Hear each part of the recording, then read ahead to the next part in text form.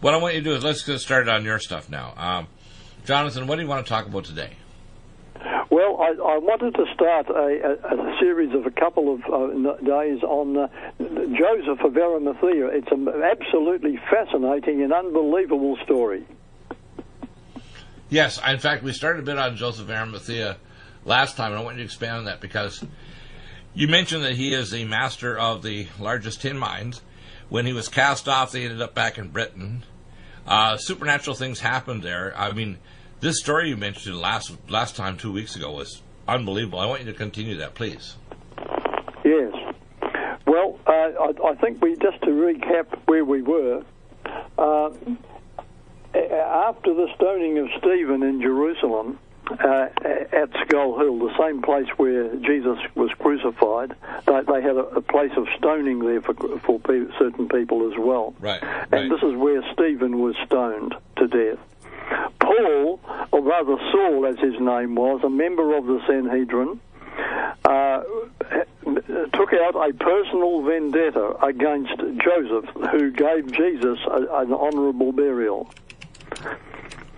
And the intention of the Sanhedrin with Jesus Christ was that his body was going to be after the crucifixion, his body in their planning was going to be thrown on the city rubbish dump of Gehenna, just south of the old city. Right. But Joseph turned that around by offering Jesus his own new tomb, a very high-class, expensive tomb, which Joseph actually had constructed for himself and his own wife. But in this case, he gave the whole tomb to Jesus. And this actually made Jesus appear in the eyes of a lot of people like a martyr who had been wrongly condemned.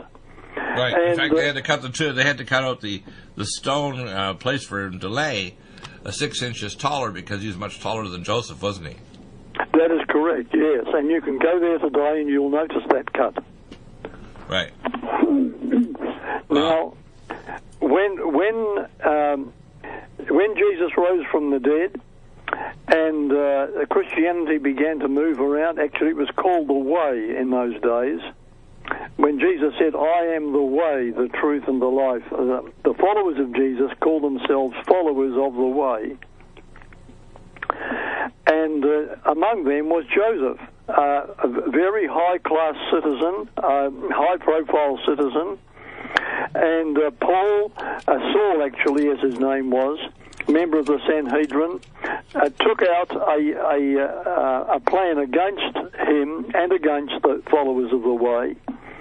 Right. And it would be something that would have to be done very carefully because the public could turn against the Sanhedrin if they did it in a way that would arouse suspicion upon them. Right. So Saul actually did something which was a little unexpected. During the night, I don't know if I mentioned this last time. Right. During the night, Saul and with some helpers, Saul had done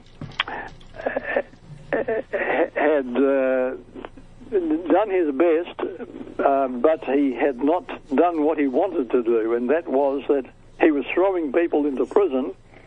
He was getting some executed, but Joseph of Arimathea was high on his hit list. And so what happened was this. Saul and his helpers went down to Arimathea, a little place not too far from Jerusalem, and they decided to arrest them during the night. Right. Now, these people went down to other little spots too, and they arrested Lazarus, whom Jesus had raised from the dead. They arrested Lazarus' two sisters, Mary and Martha. They arrested Joseph of Arimathea, and they took about 13 people down to the coast to set them adrift in a boat where they could die out at sea. That was the Absolutely. plan. Keep that. Jonathan, continue your story. We talked about this a bit before, about the about Saul, who later became Paul after he went to, was struck and blind on the road to Damascus, which, by the way, is only across the border of northeastern Israel. People don't realize one of the prophecies is the destruction of the city of Damascus, the oldest continuous lived city on earth. And it will occur, it would be hot for hoot owls and wild animals because no living human will be there when the destruction happens, which is one of the end time signs, isn't it? Yes. So please continue, because when they set him adrift, they thought, well, he'll just die. What happened after Saul and his cohorts set Joseph of Arimathea and Lazarus and his two sisters adrift? What happened? And so Saul said to Joseph, I never set eyes on you again forever. You're finished. And Saul smugly believed this was the end of the story. He would never have to look upon Joseph again. Okay, by ridding themselves of Joseph, because Joseph had the means to help and protect the new Christians, and this again was another thing that they had against him, that with his money and his wealth, he was making it harder to get rid of a lot of the Christians that were marked for destruction. So anyway, exiled with Joseph was Mary, the mother of Jesus, plus the Bethany family and several others. And the records show that Joseph of Arimathea, together with his band of castaways, landed without dying successfully at Marseille in the south of Gaul, which is the old name for France. Right. And here, the Apostle Philip actually was evangelizing. But Joseph did not stay long in Gaul. Upon learning that Joseph had landed in Gaul, a delegation from the British Isles came across and met him and invited him to come to the safety of Britain. There are many false stories actually about Britain put out in history, and these were put out initially by the Romans and have stuck right through to our day. Right. One is that the Romans who invaded Britain found only uncivilized savages there. That's totally false. Right. Another one is that the Romans conquered Britain, and that's false. And another one is that Britain was pagan until the Roman Catholic missionary Augustine brought Christianity hundreds of years later, and that's false. Right. And another one is that the Druids of Britain, and this story was put out, were pagans who practiced human sacrifice. That also is false, and I can give archaeological proof of it. Right. And this propaganda was deliberately promoted by their enemies to defame a gentle people who were actually civilized and who actually had a knowledge of the coming Messiah and studied the same star signs, and they actually had a song, the Druids, the Celts as they were known, and to quote their song, "The Lord our God is one. Lift up your heads, O ye gates, and be ye lift up, ye everlasting doors, and the King of glory shall come in." Who is this King of glory? The Lord Jesus. He's the King of glory. Now, do you notice? They're actually quoting a Hebrew scripture. They had accepted... Do you know why they quoted that? Because they actually believed and were looking forward to him coming. Yeah, have you ever heard of the Isles north of Scotland? They're called the Hebrides. Do you know why? I'm Scottish, they're because they're called the Isles of the Hebrews. It turns out that all the tribes of Europe and Scotland, Ireland, Wales, etc., are the ancient tribes of the Ephraimites, hauled away by the Medo-Persians and cast to the British Isles many years earlier, around 2,800 years ago. So, in fact, the reason why they had all of these truths is because they're the ancient Ephraimites. Now, their Bible and their books were destroyed when they were transplanted by the Medo-Persians, but they still had these oral traditions that were passed on. Please continue. Yeah, an interesting thing. Now, long before Joseph arrived in Gaul, the news that Jesus had actually come and been crucified had actually reached the ears of the people in Britain. And this scandalous event had become a cause of grave concern for the Druidic people. And with their patriarchal faith and prophetic knowledge, the leaders in Britain recognized the death of Jesus as the fulfillment of a prophecy that they had long had. Isn't that interesting? So they are actually more accepting than the pagan people of the Middle East, that they actually knew that this fulfilled something that they had back in their ancient oral traditions, because their Bibles, that's why the only Bible that succeeds is the Jewish Bible. The Ephraimite Bible and its books were destroyed by the Medo-Persians when they transplanted them across the world, which is what, by the way, the Russians did. When the Russians tore people from one part of their empire to another, they destroy any books or heritage or even songs and other things of their traditions, because they figure once we rip them out of the land, we have to rip away their books and their songs and their oral traditions, or they'll maintain these in their cast-off land. Yes, that's right. So it was with. They had said, we've been waiting for him to come, and Joseph, come and tell us more about it. And so Joseph actually went to Britain. They knew him from his tin mining, of course. He was well known. And they were very happy to welcome him to Britain and say, tell us and teach us. Bring us up to date. So Joseph of Arimathea and his companions were met by these people. And the interesting thing is that Joseph went and took Mary, the mother of Jesus, with him, and several others in that party. Wow. Some of whom returned to Gaul, but Joseph and Mary were among those who stayed in Britain. And they actually Joseph planted his staff on the hill at Glastonbury, and it eventually grew into a thorn tree, the same kind of bush that was used for the planting of the thorns in Jesus' head. Joseph actually, that thorn tree, its descendants still grow there on that hill today. Is that ever interesting? And an interesting thing about it is that the thorn tree grows blossoms twice a year. It grows it according to the climate of Britain, and then it grows it again at the same time that it does in the Middle East. Now, I'll tell you one That's thing. That's a supernatural record of it. When I died at 8.5 and went to heaven, and I met Yeshua, he had an olive-colored skin, but he was tall, had reddish auburn hair, and he was tall, like he had big, broad muscles and big hands and everything. You could tell he was a carpenter. He had a white tunic on with a broad golden sash and a double-corded belt, and a broad golden margin on his tunic on his forearms and his lower legs. But one thing that was notable, his forehead, you had these vertical things where you could tell he was shoved down by this crown of thorns over his head. And the crown of thorns basically is the in a sense, is the physical representation of the burden that Yeshua carried, which caused him in the Garden of Gethsemane to bleed literally drops of blood even before he went for his sacrifice. So people need to realize the crown of thorns is very symbolic. So the fact that this staff turned into a thorn tree tells me that maybe there's something prophetic about Britain at the time of the end. What do you think?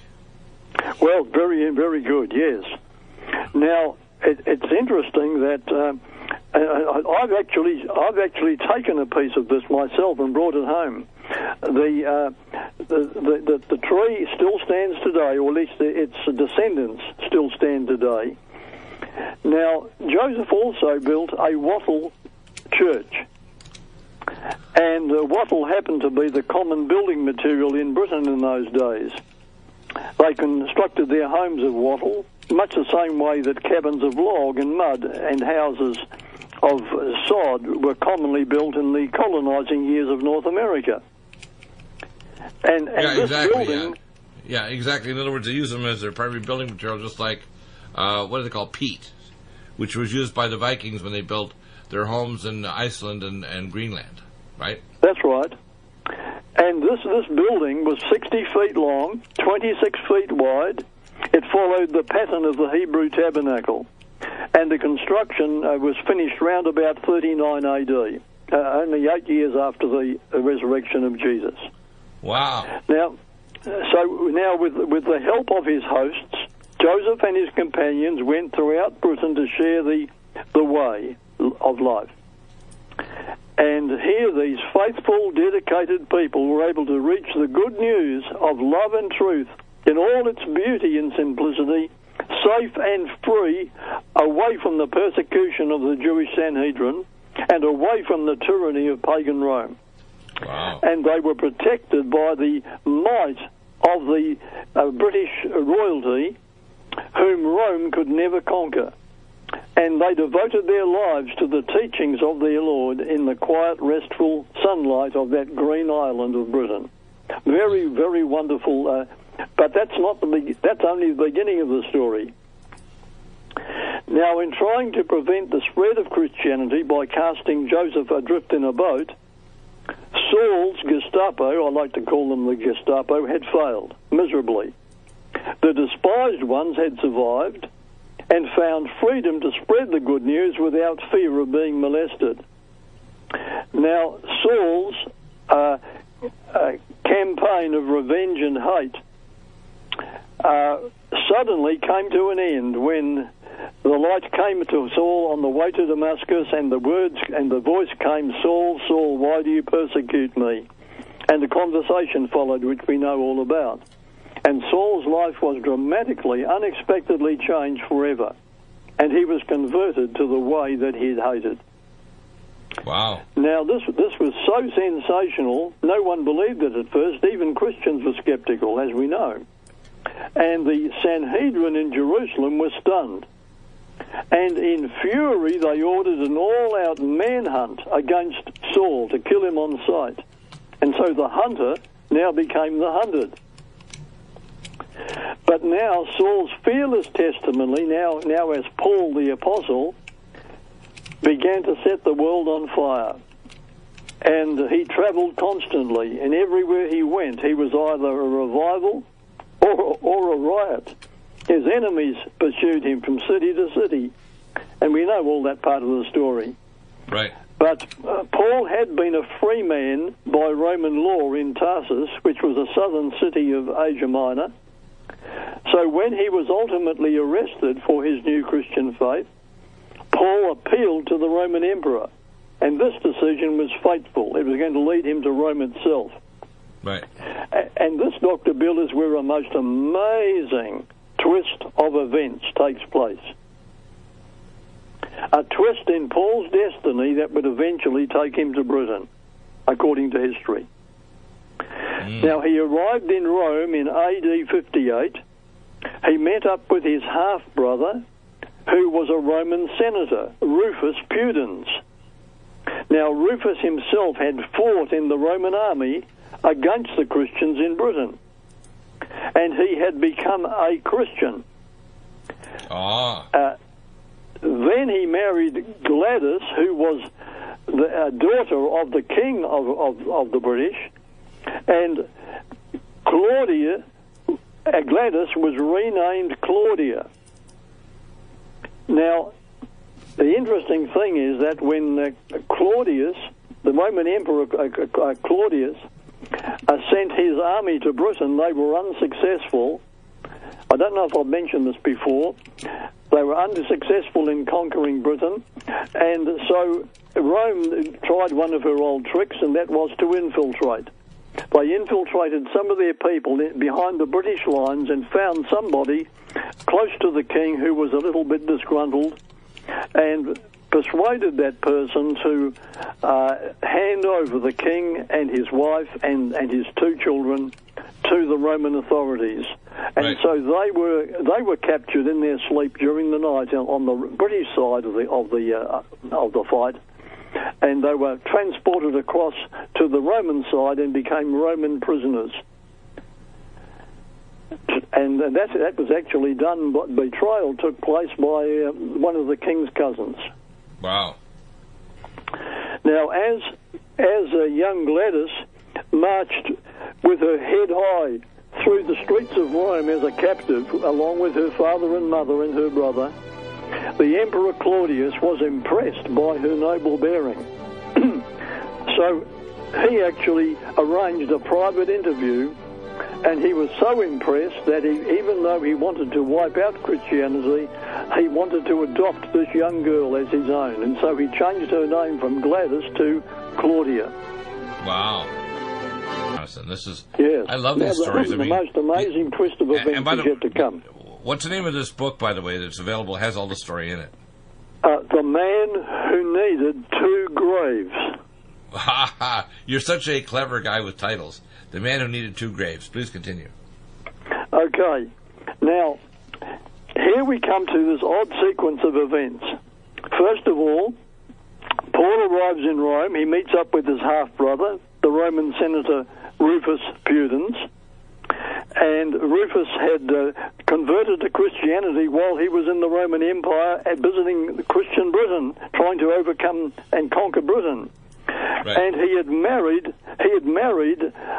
was actually lieutenant and chief of the Roman army. And he married the daughter of the British king who became a captive. And now something amazing happened. Paul wrote to the Romans, and in the book of Romans he says, "Salute Rufus, chosen in the Lord, and his mother and mine." So Rufus actually was a half-brother of Paul, and Paul was a Roman citizen. Rufus, a Roman citizen, had become a lieutenant in the Roman army. Now he had married a girl who was a Christian, and he himself had become a Christian. And in another letter, which is 2 Timothy in the Bible, Paul also mentions Claudia. And so Rufus and Claudia now became close friends of Paul, entertaining him in their home. And the indications from history are that Paul came to live with them for 8 out of his 10 years in Rome, and that the children of Claudia were brought up at the knee of St. Paul. And the Pudens' home became a favourite place for other apostles to stay during their visits to the city. In fact, eventually the Pudens donated their palatial home, a magnificent property they had with large grounds, and it must have been a courageous act because Nero was now sitting on the throne. And here in the home of the Pudens, Paul planned one of his greatest adventures. Up till now, Christians had met secretly at the Puden residence, and their underground church was led by a man called Hermes. Now, Paul proposed to openly establish the church in Rome, the capital of the empire. That was in AD 58. And the honor of the leader of the first Christian church in Rome was conferred upon Claudia's brother, Linus. He was another captive that had been brought to Rome by that trickery of the cousin betraying them in Britain. And he was the son. Claudia's brother was the son of the British king who was now a captive in Rome. And the whole family was now living there in Rome. And they were captives, but they were under house arrest because of the honor which the emperor gave due to Claudia, whom he was impressed by. And so the whole family was now living here, the first Christian group above ground in Rome. And whereas today the Roman Catholic Church says Peter was the first leader of the church in Rome, or they call him the first pope, that fact is not supported by history. It's acknowledged by history. In fact, the Encyclopedia Britannica will admit it, that Linus was the first bishop of Rome, the first church leader of Rome. Isn't it interesting? And so another false assumption comes crashing down, the assumption that Peter was the first bishop. Not so. In fact, the original church building, the original Pudens' home, still stands in Rome today, Dr. Bill. It's on a street called Monsosa Way. It's now called, the building itself has been given a name, even today. It's called St. Puden Tama. Ah, interesting. Yeah. Now, it was Paul who established the first Christian church there, not Peter. It was Linus who was the first leader of the church there, not Peter. But Paul would also be drawn to visit Britain. Eventually, 3 factors would have persuaded Paul to visit Britain. And I think I'll mention those because they're very interesting. Now, here's a very extraordinary coincidence, or was it? Before his capture by the Romans, Linus had been baptized in Britain. And who had baptized him? Who else but Joseph of Arimathea? He had baptized the royal family personally. Wow. And now Linus, as an exile in Rome, was personally appointed as the first leader of the Christian church in Rome by who? Paul. He was baptized by Joseph of Arimathea. He was ordained as leader by Paul. Joseph the hunted, Paul the hunter, the two arch enemies. What an astonishing turn of events. Was something going to bring them together? Yeah. All right, as I mentioned, three factors could have prompted Paul to eventually visit Britain. One was he had now a new British connection in his family. Claudia's family. For a start, Claudia, the British princess, was now Paul's sister-in-law. And through her family, Paul became familiar with the situation in Britain, and his sympathies were aroused. Now, you can understand why Paul, without much delay, sent his friend and colleague Aristobulus. Aristobulus is mentioned in the New Testament, who had already come from Britain to go back into an area of Britain where Joseph was not working. And this was to pave the way for Paul's own visit there. And sadly, the aged Aristobulus, in his zeal, journeyed far beyond the safe territory, and he was to meet a tragic end within 1 year of his return to Britain. And this must have brought back shock and sadness to Paul. Right. Now, Paul's British connection in his own family now would be one reason that he'd want to visit Britain, but a second one would be some of Paul's converts had British connections. Among the peoples to whom Paul addressed his epistles were the Galatians, who lived in Asia Minor, modern-day Turkey. And Galatia was peopled by settlers from Gaul, France, and this was another British connection.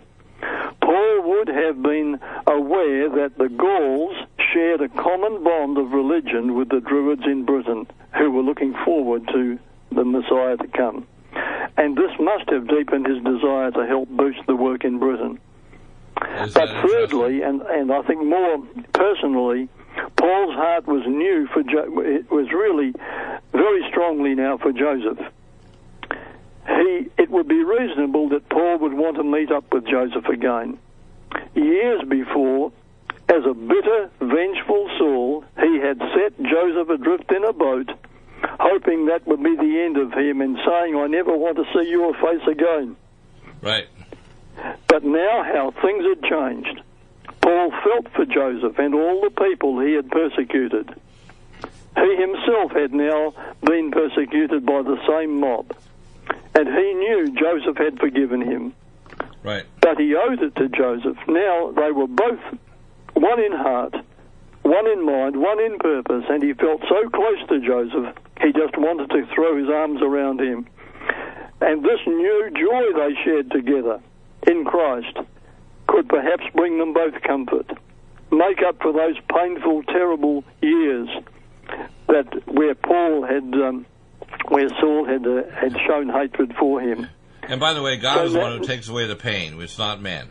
You can't forgive yourself or forgive anyone else. You have to literally lay it on God, and He does it. Please continue. Absolutely. And so great was the love that Paul now had for Joseph.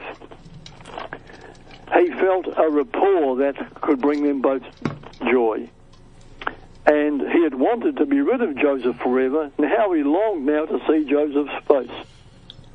Now, before coming to Rome, Paul had already laid plans to go to Spain. We're told that in the book of Romans. And now he would just go across the channel from Spain to Britain. And there are old documents which trace Paul's journey to Britain. It said that Paul landed near where Portsmouth now stands. And there's a place called Paul's Grove in Portsmouth now which commemorates the event. Wow. Now, this would be about 20 years after Joseph had arrived in Britain. Paul made the visit. And Paul knew his time was short, and he sought to make the best use of it in his evangelizing. But we can be sure he was aching to meet Joseph, whom he had persecuted, and that eventual meeting must have been a glorious event. Okay, now, ancient you see, that shows how records God can bring back, for example, I believe this is a time of resolution one of the quotes in the Bible is how God will raise up, and Jesus is actually visiting Muslim countries. You mentioned it last year. And he's actually going to take these Muslims that are apostate and don't realize Jesus is not going to become a Muslim and come back as a prophet under Muhammad. He's coming back as the incarnation of the Creator God. And he's coming back to turn people away from apostate Islam and Muhammad to the truth of the Bible, and the truth that Abraham, Isaac, and Joseph's God is not the God that they worship called Allah, that has 3 daughters that are goddesses and so on. It has no son. This is what's actually written around the stone of Abraham in the Dome of the Rock in the Al-Aqsa Mosque. Please continue. Yes. Okay, now, ancient sources do tell us, Dr. Bill, that Joseph stayed in Glastonbury in southwest Britain until the death of Mary 15 years after he arrived in Britain. Really? And if we take that chronology, she would have died in 51 AD. And she is said to be buried in Glastonbury. And records that still survive tell us that Joseph frequently journeyed to Gaul to confirm with his fellow disciples, particularly Philip. But by Mary, you're talking about the mother of Jesus, right? That is right, Mary, the mother of Jesus. And by the way, he was her uncle, wasn't he? Joseph of Arimathea was her uncle. Please continue. He was her uncle, that's right.